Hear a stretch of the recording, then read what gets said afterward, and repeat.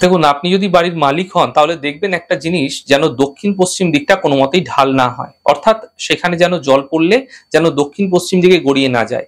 এটা মাথায় রাখবেন, না হলে কিন্তু বাড়ির মালিক এবং তার স্ত্রী দুজনেই, যারা মেজর রয়েছেন, যারা মূল মেম্বার রয়েছেন, তারা দুজনেই কিন্তু ভীষণভাবে রোগ ব্যাধিতে ভীষণ ভুগবেন, ভীষণ কষ্ট পাবেন।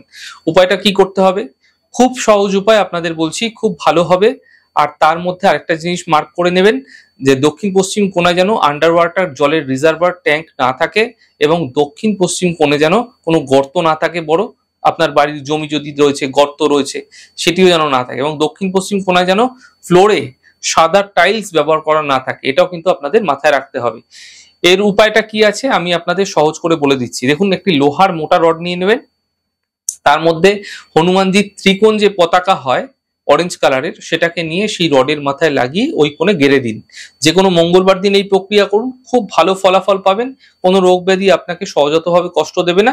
তবে একান্তই প্রয়োজন হলে কোনো সঠিক বাস্তুবিদের আপনারা কিন্তু পরামর্শ নিতে পারেন, তা আপনাকে ফায়দা দিতে পারে।